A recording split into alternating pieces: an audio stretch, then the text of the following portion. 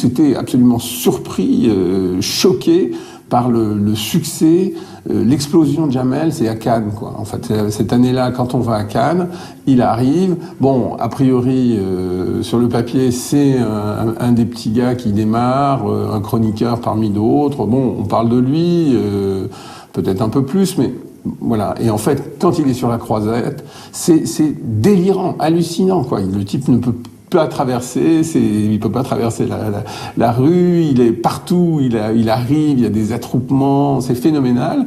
Et là, on s'est aperçu que il se passait quelque chose avec Jamel qui s'était passé avec personne d'autre, enfin de façon comparable, et de la résonance qu'il trouvait, du public qu'il avait touché, etc. Enfin, pour moi, ça a été une découverte et j'étais vraiment sous le choc. Est-ce que vous, à ce moment, vous réalisez ce qui vous arrive ? Absolument pas. Non.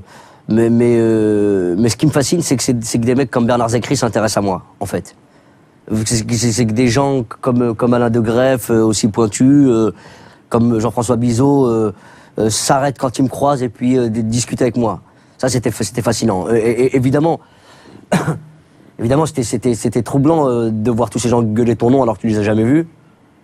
Mais j'avais envie de m'arrêter à chaque fois de discuter avec eux 1 heure. Et puis, je le faisais souvent. J'allais même les suivre jusqu'à chez eux. Parce que j'étais fasciné par le fait qu'effectivement, on s'intéresse à moi à ce point, quoi. C'était extraordinaire. C'était la reconnaissance que vous attendiez, la notoriété, enfin ? Ah non, mais j'ai jamais attendu la notoriété, vous pensez bien, j'ai jamais attendu qu'on me reconnaisse. J'avais juste envie... Mais là, c'est au-delà de ça. C'est pas de ma faute, Valérie. J'ai pas choisi, moi. Vous l'avez cherché, quand même. Absolument pas. Je vous jure, tout ça, Vous l'avez cherché, cette carrière. Mais non. Mais vous rigolez, si je l'avais cherché, je l'aurais jamais trouvé. Cette carrière, c'est elle qui m'a trouvé. J'étais en train de marcher. Le talent, vous êtes allé le chercher en vous. C'est un travail, vous savez, c'est des gens qui vous trouvent, qui vous font remarquer que vous avez une particularité. Vous les prenez d'abord pour des fous parce que vous vous dites je sais pas de quoi ils me parlent. J'ai découvert l'improvisation théâtrale en me faisant virer de cours. Et j'y ai été parce que j'ai continué à y aller parce qu'ils distribuaient des cakes aux fruits confits. Et là, je suis tombé sur un papy, Alain de Gois, qui me dit c'est bien, continue, reviens. C'est extraordinaire, c'est bien, continue et reviens. On ne se rendait pas compte à quel point ces 3 mots-là ont un impact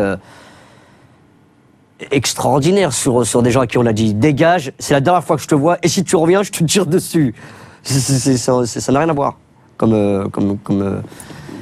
façon de procéder. Et c'est vrai que quand on tombe sur des gens qui vous disent reviens, c'est boostant. Comment je réagis par rapport à ça? Je ferme ma gueule. Je les laisse me salir comme ça et puis je dis rien. C'est ça. Ils peuvent mettre tout ce qu'ils veulent sur moi et puis moi je passe pour le voyou de service, quoi. Je suis... Un arabe, c'est forcément un voyou. Faut laisser dire ça. C'est ça que ça veut dire.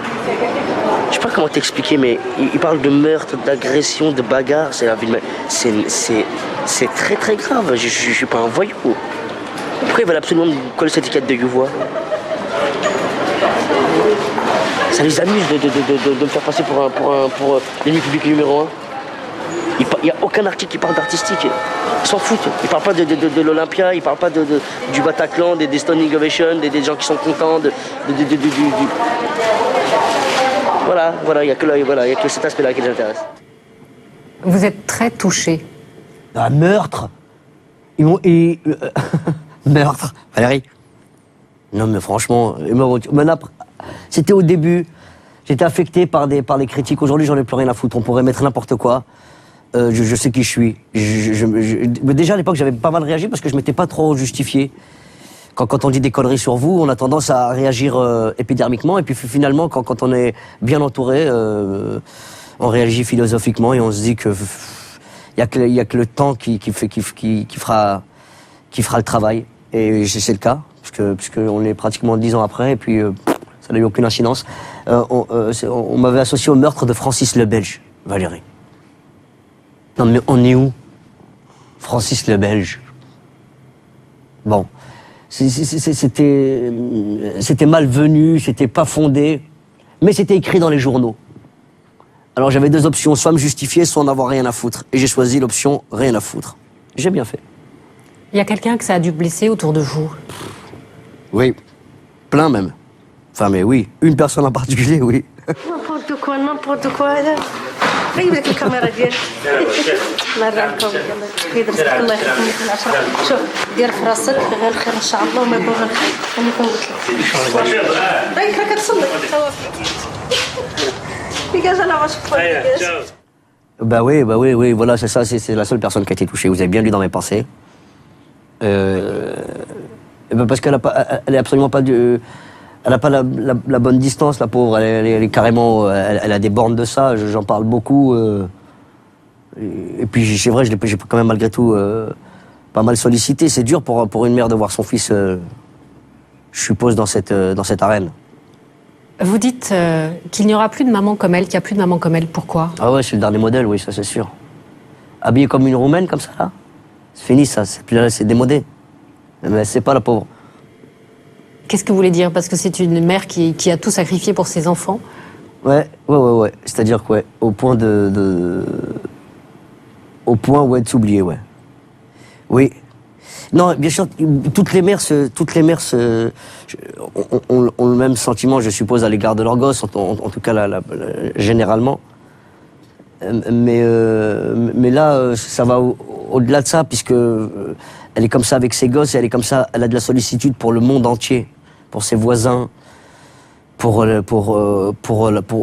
le monde. Dès que quelqu'un souffre, elle souffre. Et ça c'est extraordinaire, et surtout, je vous dis, c'est les autres qui passent avant tout. Son mari, ses gosses, et puis elle a été très courageuse. Je lui ai dit que je voulais être comédien. Elle sait absolument pas de quoi elle sait pas de quoi ça s'agit. Et elle m'a dit comment on fait pour être comédien. Je lui ai dit il faut un micro-cravate. Et elle a été faire un crédit pour un micro-cravate. Et pourtant, elle aurait voulu que je sois médecin. En tout cas, son rêve, à elle et à mon père, c'est que je travaille près d'un chauffage. Bon, voilà. Et c'est vraiment. Elle est dans le don de soi. Je vous jure, sans faire le malin, c'est une cousine de sœur Emmanuel, cette dame. Alors maintenant, vous allez regarder cet extrait. Excusez-moi, juste avant de passer l'extrait, une seconde. Je sais pas où je vous ai vu, mais je vous ai déjà vu quelque part. Depuis tout à l'heure, ça me travaille. Je me dis, où je l'ai vu, cette meuf, où je l'ai vu. Alors, continuez à réfléchir, écoutez cet extrait. Balancez l'extrait. Bonjour madame. Il y a même des grands-mères, il y a même des grands-mères. Je suis contente de te voir. Merci beaucoup, je vous ai vu, vous étiez sur le côté. Ah bon, d'accord. Ils voient tout, c'est pas vrai. Oh non, mais n'importe. Une Gauloise. Une Gauloise. C'est vrai? Non, Jacqueline. Non, mais c'est déjà pas mal de passer tout son temps pour nous. C'est sympa, merci. C'est tout naturel, tout est plaisir. Et puis, merci d'exister, merci d'être là, merci de l'ouvrir en grand. Et on est entièrement d'accord avec toi. Alors, je mets vous. Merci. Merci. Avec plaisir. C'est adorable. Au revoir, Jacqueline. Au revoir. Est-ce que ça vous touche différemment quand c'est Jacqueline la Gauloise qui vous dit ce qu'elle vous dit, merci d'exister?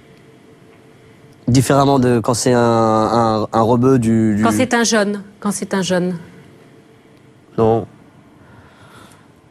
Non. Un compliment reste un compliment, peu importe d'où il vient, il me touche de la même manière parce que franchement, à ce moment de ma vie, je me dis, ils mentent. Ils me font plaisir, ils sont très très gentils ces gens. Et c'est vrai, j'ai du mal, là, à ce moment-là, quand je joue mon spectacle 100% debout, j'ai du mal à comprendre ce qui m'arrive effectivement parce que... Et puis, je peux pas, parce qu'il y a tous ces gens qui restent à la fin du spectacle pour vous demander un mot, vous parler une seconde. Je prends beaucoup de plaisir et je suis sur un nuage. Donc, franchement, j'apprécie pas les choses à leur juste valeur. Et quand ça vient de gens comme ça qui sont du milieu de la France, je me dis, ça me réconcilie avec mon pays. Ça, oui, c'est sûr. Qu'ils soient jeunes ou vieux.